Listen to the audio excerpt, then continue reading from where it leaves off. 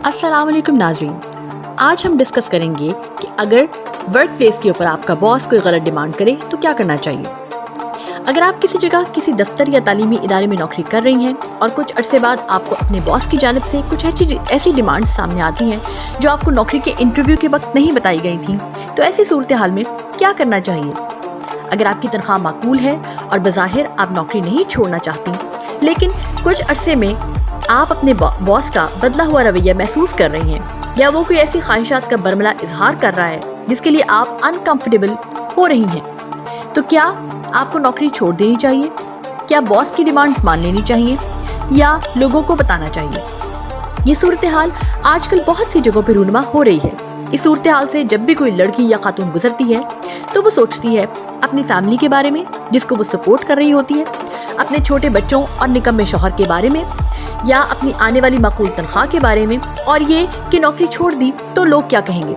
ये सारी चीज़ें इस औरत के दिलो दिमाग में चलती हैं और यही वक्त फैसला करने का होता है। क्या हुआ अगर मैं बॉस की बात मान लूँ? कौन सा किसी को पता चलेगा? या मुझे गलत नहीं करना।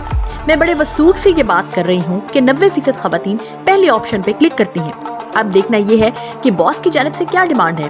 क्या वो एक्स्ट्रा वक्त आपको अपने ऑफिस में मसरूफ रख रहा है कि आप उसकी नज़रों में रहें, या उससे बढ़कर भी उसकी ख्वाहिशात हैं। ऐसी सूरत हाल में क्या करना चाहिए? सबसे पहले अर्ज करती चलूँ कि औरत मर्द की गलत नीयत को फौरी भांप जाती है। अगर आपने बॉस की गलत नीयत को भांप लिया है तो खामोशी से जायजा लें। जल्दबाजी बिल्कुल नहीं करनी, दिमाग को ठंडा रखना है और अपने हवासों पर भी काबू पाना है। अब बॉस की जानिब से भेजे गए एक्स्ट्रा मैसेजेस का स्क्रीनशॉट लें। अगर वो आपको तन्हाई में मजबूर कर रहा है कि आप उसके साथ ऑफिस में वक्त बिताएं, तो चोरी छुपे बॉस को पता चले बगैर उसका ऑडियो या वीडियो बना लें।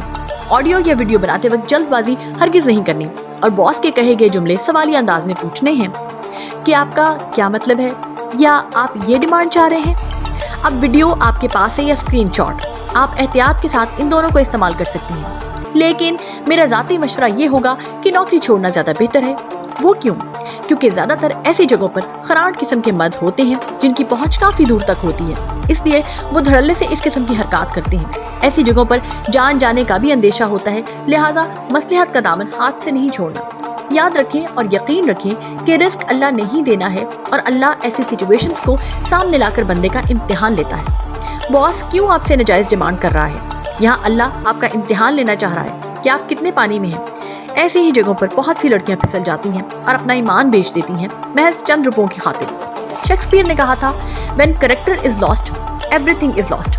जहाँ भी काम करना है किरदार की मजबूती और इज्जत से करना है। सबसे पहले इज्जत, फिर किरदार और फिर पैसा। अगर आप पैसे को ऊपर रखेंगी तो नुकसान उठाएंगी।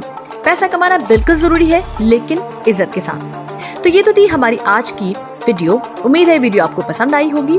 इसके साथ ही हमें दीजिए इजाजत और अदब सराय चैनल को लाइक, शेयर और सब्सक्राइब करना बिल्कुल ना भूलें।